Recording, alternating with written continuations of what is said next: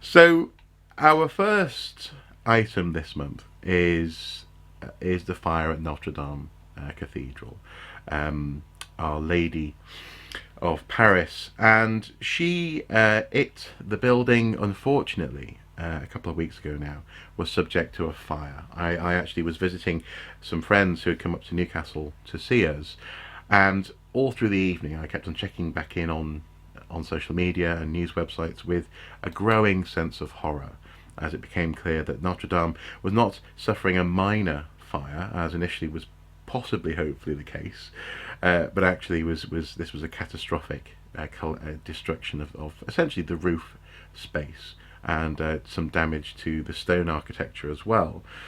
And I think that there's been enough time now to look back on this with a bit of a sense of perspective and a bit of a comment in terms of what might happen in the near future. But I suppose initially, what were your thoughts when you saw that Notre Dame had ostensibly gone up in flames? What did I think? Like you, I watched it. Well, in fact, we watched it as a family unfold in real time. And I think one of the reasons this has hit home quite so much internationally is the fact that it was being covered live on the rolling news channels. Yeah. We were flicking between the BBC, CNN, and the French News 24. Mm-hmm. So to get a French perspective on it, albeit in English. My French isn't good enough to follow one of the French language channels, unfortunately. But it was like watching it was almost like a Heritage Hindenburg moment, where you had, I mean, the last two major fires that from a British point of view, and I'm not forgetting, of course, we had the disastrous fire at the museum at Rio de Janeiro recently, in Brazil. But from a British perspective, the fire at Windsor Castle and the fire at York Minster both took place pre-rolling news, pre-internet, really. Mm-hmm. So didn't quite have the impact that Notre Dame did, and it was heavy. And anybody who's ever been to Paris and has been to Notre Dame, and again, I've been lucky enough to do both. Yeah. It was almost personal. It was like, this is an international icon. It's one of the symbols of that city and that country, and then to see it in that state. And as the evening went on, as you say, and it looked worse and worse, and the reports were coming in that the French authorities were saying the next half hour is going to be crucial as to whether we're going to be able to save the building. Mm-hmm. Mm-hmm. It was really very, very powerful. It was very powerful, and I remember during the evening, the friend who was visiting us, actually they live in quite literally across the street from Grenfell Towers, which unfortunately, yes. where they of course suffered a terrible fire 2 years ago. Yes, 2 years ago now. If it feels like last year, it was 2 years ago. And for them, this whole thing of fire is how they described it was that in the modern world you sort of forget that fire is the great leveler. You know, no pun intended. Fire is still as dangerous now as it was in, for example, medieval times. And so, in some respects, while we all, I think, sort of think that there are modern ways of monitoring and combating fires as they emerge, sprinkler systems, monitoring systems, so on and so forth. Fire, once it gets going, is a force of nature. It will just keep on going until there's nothing else to burn. And unfortunately, from a heritage perspective, we know that 800-year-old dry oak timbers make brilliant kindling. Yeah, they make wonderful kindling. And actually, it's funny that you should mention York Minster, because I actually made a little video in the days following Notre Dame, the fire, where I was sort of exploring why it was that the building actually wasn't as badly damaged as it might have been. And in the case of York Minster, in the case of Notre Dame, in the case of, for example, actually parts of Windsor Castle as well, what saves the building is the fact that actually these buildings are designed with fire in mind. The roof is quite deliberately designed to be almost sacrificial in that sense, such that the stone structure hopefully will survive. And so it was interesting to hear my friend who is not an archaeologist or a historian. He's actually a theologian, but to hear him bringing in that historical perspective and talking about how actually this is a perennial and probably going to be probably universal from here onwards Yes. problem when we build with materials that can burn, and I just thought it was an interesting thing for him to be reflecting on as well. But I suppose the question now, beyond this question, beyond the survival of the stone structure, is what happens next in terms of the reconstruction, or hopefully reconstruction. President Macron has said that he wants to see Notre-Dame restored, even more beautiful than before, although I'm not quite sure what that means. That sounds very much like rhetoric to me, but within 5 years. And what would you like to see done at the building? For example, you brought to my attention yesterday a news story here where architects and academics are urging Macron not to rush this restoration. I think that's crucial, and I think too that there are a number of questions that, certainly from a heritage perspective, need to be asked. And also, I think some perspective and some background needs to be put in place as well, because although large parts of the roof were medieval, people forget that, as we see it today, a lot of Notre-Dame was actually reconstructed in the 19th century by an architect, Viollet-le-Duc, who was the architect of Notre-Dame in the 1850s, 60s. Because at the beginning of the 19th century, it was almost demolished. It was in such an appalling state after the French Revolution. And in fact, one of the reasons Victor Hugo wrote Notre-Dame de Paris, or The Hunchback of the Notre-Dame, was to raise awareness of the cathedral and its history and its importance to France, and to effectively almost lobby for this building to be restored. So, in a sense, Notre-Dame has been there before, and maybe actually worse. Yeah.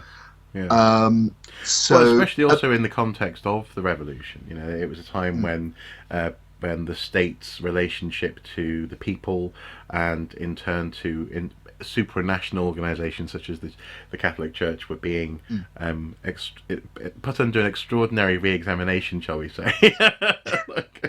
That's one way of putting it. Yes. Yeah. And well, actually, another way of putting it would be to say that, quite literally, some of this stuff could have been for the chopping block in that sense. Absolutely. And so the fact that the monument did continue is astonishing. But also, it's also, I think, as you were saying, in terms of it felt almost personal, because the Notre Dame. I also have actually been lucky enough to visit Paris and see it. I also actually remember just outside the western entrance, there's a subterranean Roman street that's been preserved as well. You can go underground and see a bit of Roman Paris, as it were. But the reason I think that it's struck such a chord is that you don't have to be a religious to appreciate it, and in so many ways, just as Paris and the French nation is a paradigm of this notion of the separation of church and state, even the most humanist Frenchman appears to have a soft spot for this building because it has been there all this time. It's very interesting you say that, because I think we've seen all those things in play in the media commentaries and in the social media commentaries. You had everything, every reaction from give them as much money as you can now. This building has to be saved for the planet. To don't give them any money. It's more important to look after the poor on the streets of Paris, or in the or climate change. It's just things. And I think the problem is going to be striking a medium that recognises the importance, but doesn't perhaps politicise it in the way that it's been politicised at the moment. You mentioned Macron. Macron was very quick out of the traps. Interesting. It prevented the fire. Actually, prevented Macron from making a speech where he was about to address a very difficult political issue, which is the Gilets jaunes. and the political unrest in France at the moment, that the fire actually knocked that on the head. So politically may even have actually helped him. He certainly put himself front and centre of the restoration, to the extent there's now the pushback that you alluded to, with people saying this 5-year deadline isn't practical, and actually it's too quick. We need to consider this more. Yeah, this shouldn't become one president's prestige project, as it were. That's hard to say. Right. President's prestige project. Except, of course, as you say, it's inevitable that it is, partly because of the separation of church and state. And in fact, those ecclesiastical buildings in France are actually owned by the state. Notre-Dame is a state building, like the Houses of Parliament are here in the UK. Yeah. Well, and actually, in that sense, in that there have been people who've been saying, the Catholic Church has £30 billion or whatever in the bank. Let's get them to pay for it. But that's the point. This building belongs to Paris and to the French people. It doesn't belong to the church. Exactly. The church is just allowed to use it. That's basically what it boils down to. It's interesting, though, as well, in terms of, I think this says something, I'll just sort of end, there's one more point after this I'd like to just touch on, but something that in terms of human attention on the problem. There's an article that we'll put a link to below from 2017. It has been updated since 2017. It was updated the day after the fire. Or on the night of the fire. But in 2017 there was an article in Time magazine that talked about how Notre-Dame Cathedral is crumbling. Who will help save it? And there's something about the speed of the risk to the building, I think, that's really, it's focused people's attentions. But from my perspective, as an archaeologist, but also in that sense as someone who, I very much appreciate architectural history. I wouldn't call myself an architectural historian quite, but I do appreciate this stuff. I can't help but feel a little bit cynical about the fact that for a long time actually the building has been in desperate need of repair, and it's taken it being almost destroyed by fire for people to dig into their pockets. A lot has been made of. Was it the Chanel family, or no, L'Oreal family, wasn't it? I think. Yes, it's one. Yes, and a number of other big French multi-billionaires and company owners. Exactly. Yeah. To dip into their pockets to save, quite rightly, to save this venerable old building, but allegedly to pick up tax breaks. Well, yes, exactly. Yes. The government very quickly offered tax breaks to anyone who donates to the reconstruction of Notre-Dame. One sort of wishes. I certainly wish that this problem had been overfunded previously by those people, that the crumbling nature of the building and the stonework, which now is only going to have been more damage. Obviously the survey is ongoing to understand the actual nature of the damage, but it can't have helped in terms of the stonework and the precarious nature of some of that material. It just feels like a little bit as though this is basically unfortunately what human nature is. We can be warned about something, and it takes something catastrophic to really get people to sit up and pay attention. I'd make one point. Yes, I agree with you completely on that, and I'd make one other point just to finish this little segment, and that is, I suspect that anybody who's a curator of a significant historic building, secular or ecclesiastical, was reviewing their emergency action plan in the event of fire the morning after Notre-Dame, and if they weren't, they damn well should have been. Yeah. Well, I know that on local news, for example, because even though I live 20 miles away, it's considered local. Durham Cathedral, my beloved Durham Cathedral, they actually had them on the news talking about what their plans are in the event of fire, and they think about it constantly in terms of segmenting the buildings, how to contain fire, how to direct firefighters effectively, because, as you say, they have to have a strategy in place. Yeah, absolutely. And most particularly in the UK, people have been pointing out the Palace of Westminster, which is currently in desperate need, World Heritage Site, but desperate need of, some people say, as much as £1 billion worth of investment in its restoration and upkeep. I've been lucky enough to visit the Palace of Westminster and go backstage a few times in the last few years, and you can actually see the iffy wiring and moss growing out of places moss shouldn't be growing out of, and so on. Partly because there has been a neglect of the building. You also wonder that, if heaven forbid it ever did go up in flames, you'd have a repeat of what happened in when Parliament and Palace of Westminster burnt down in the 1800s, and there were people supposedly lining Westminster Bridge cheering. But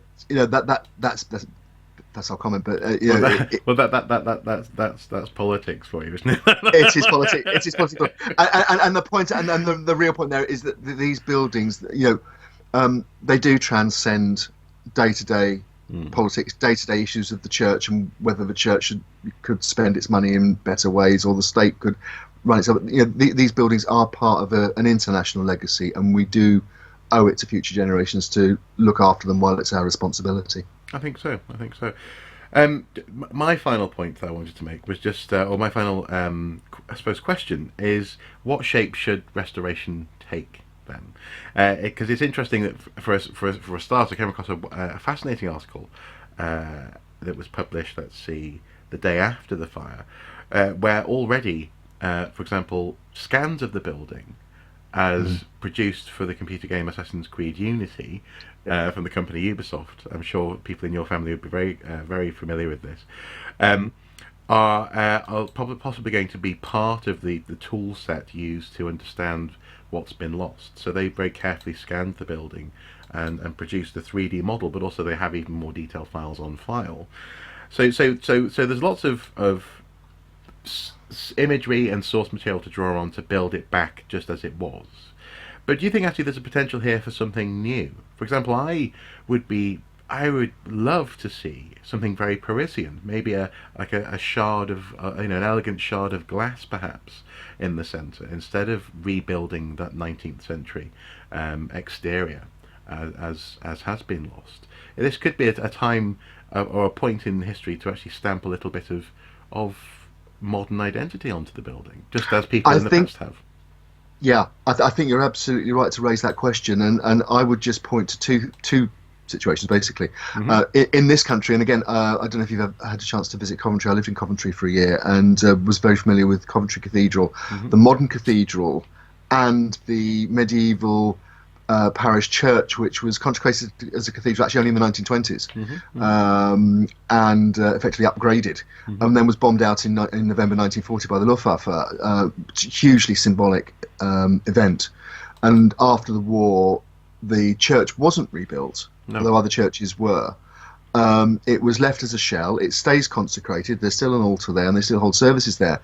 But the main Coventry Cathedral was rebuilt in modernist style, very effectively, a few meters just the other side of a few meters away, and you have this juxtaposition of ancient and modern, plus the meaning and the symbolic effect of war on a place of peace, and so on. So it's a very thought-provoking juxtaposition, and in France as well, if you go to Falaise, you can visit the keep of the Norman Castle there. Falaise being famous as the birthplace of William the Bastard, William the Conqueror, and there you have a sort of a modern interior and modern, almost sculptural displays, symbolic displays of medieval hierarchy and the feudal system and so on within the shell of the medieval keep. So again, it's taking ancient and modern and bringing them together in a sympathetic and mutually supportive visual and physical juxtaposition. So I don't think just creating a facsimile of what was there before should be the only option. Certainly, I think there has to be, and remembering, of course, anyway, that all our cathedrals pretty much are palimpsests. They contain works, great and small, of all the periods of their life. And earlier, as you alluded to, the Roman street outside Notre-Dame, the Roman Principia underneath York Minster, which is now part of the building.